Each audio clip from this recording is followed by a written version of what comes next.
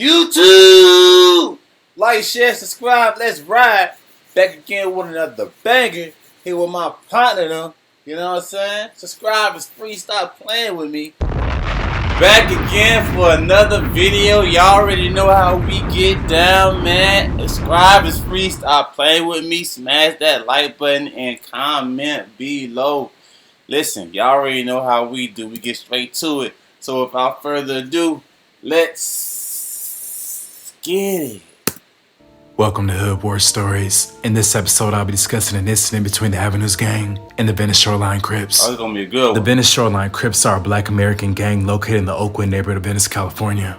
In the early 1900s, real estate developer Abbott Kinney hired Black Americans to construct the canals and named the district the Venice of California.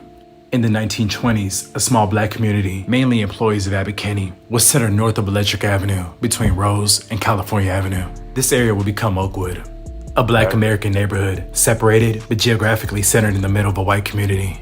Oakwood was the only area within a mile of California's coastline where Black people could own property. In the 1940s and 50s, the population of Black Americans in this area would triple.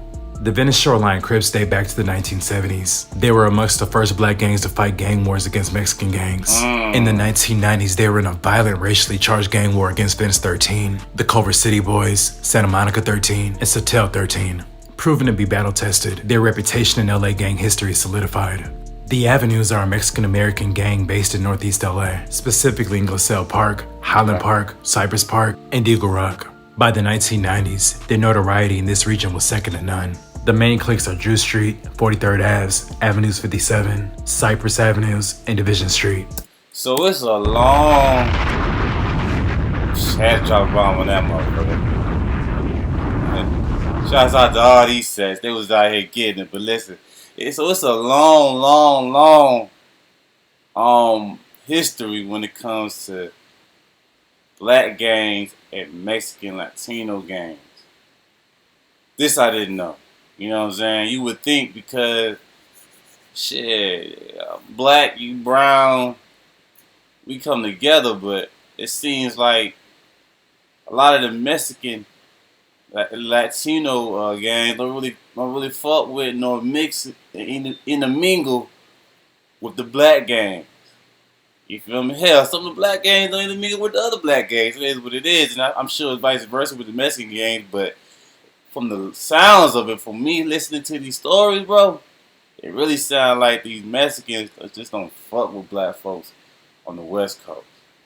If you live on the West Coast and you looking at this video right now, in the comments below, man, let me know what's up. Keep it 1,000 with me too. No holds barred. Keep it 1,000. Like, give me the truth behind this shit, man. Like, you know what I mean? Because I'm very much so interested. You feel me? Keep it all the 100 in the comments. All centered on the streets for which they are named. In 2006, members of the 43rd Ave clique were prosecuted by the U.S. Attorney's Office for hate crime charges for harassing, attacking, and murdering Black Americans in Highland Park. See what I'm saying? Damn. In an attempt to racially cleanse and rid Highland Park of Black people. For an extended stretch from the late 90s until the mid-2000s, Black people were advised to take extreme caution before entering this part of Los Angeles. By the late 2000s, gentrification did a big number on the Oakwood neighborhood. That, combined with surviving multiple wars and a gang injunction, had the Shorelines looking like they were headed for extinction. But in the mid-2010s, there was a resurgence in young members joining the Shoreline Crips. That kept them alive and active in the Oakwood neighborhood. Although Shoreline patched things up at home with Venice 13, did not mean outside Latino gangs were off limits. Marvin Ponce was a member of the Avenues gang. For about 3 years, Marvin and a few other Avenues worked for the Right of Way, a San Dimas company that provides traffic control for construction sites. Marvin's boss described him as a model employee who treated colleagues with respect. That sunny portrayal from his boss clashed with the violence Marvin and other members of the Avenues gang carried out on the night of October 6, 1999. Marvin and 3 other Avenue members approached Hugo Cruz outside of his apartment and demanded money. Hugo refused. Marvin and other gang members beat him, knocked him down, and kicked him. After dragging the man outside of his apartment, Marvin and 2 others hit him and ransacked his apartment. Marvin and another man took out guns and threatened to kill him. When Hugo replied that he had no cash, he was shot in the leg and head. Damn. Marvin was charged with attempted murder, assault, and robbery. In 2001, Marvin pled guilty to attempted murder and was sentenced to 13 years in a state prison. Marvin and a few avenues had been assigned to work at a construction site in Oakwood. It was the company's first day at that location.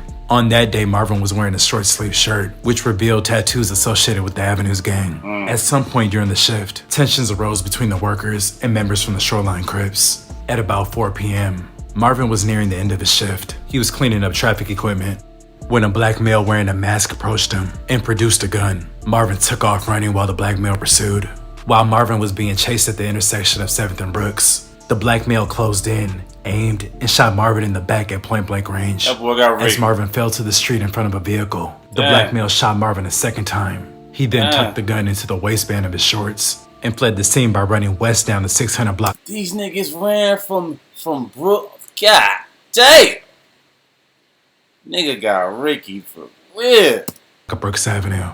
The murder occurred directly in front of two witnesses that were stopped at the intersection. They drove around Marvin, parked, and dialed 911. Ruben, Marvin's friend and co-worker, heard the gunshots and ran to the intersection, where he found Marvin lying face down in the street with gunshot wounds. After turning Marvin over and seeing that he was dead, Ruben covered his face with a safety vest. When interviewed by detectives, Ruben, who was also an Avenues gang member, confirmed that there had been friction between the workers and individuals who might have been local gang members. Within an hour of the shooting, a tip forwarded to police identified the gunman as G-Rock.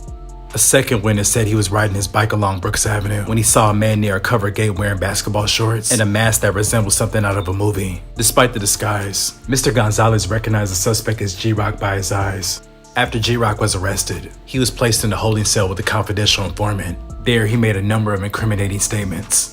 Without saying Marvin's name, G-Rock told the CIA he shot Marvin close up. When asked about what happened to the pistol he used during the shooting, G-Rock said the gun was supposed to be buried, and he only told one person about its location. G-Rock said he did not think he left any DNA at the crime scene because he was wearing latex gloves. G-Rock also stated he did not return to the crime scene after police arrived. He burned the clothes he was wearing, and he threw his shoes in the trash. G-Rock has been convicted of several crimes dating back to 2005, which he pled no contest to disturbing the peace. He was convicted of dealing narcotics in 2008 and pleaded no contest to an assault charge in 2014. He was arrested along the Venice boardwalk in 2016 on suspicion of violating a gang injunction. The address he provided to officers was also in the Oakwood neighborhood, less than a block from the scene of Marvin's killing. Gregory Rary, also known as G-Rock, was convicted of first-degree murder. He was sentenced to 50 years to life in prison. 50? That boy got the long haul. Might just say life, bro. He in there forever. 50 years. Sheesh.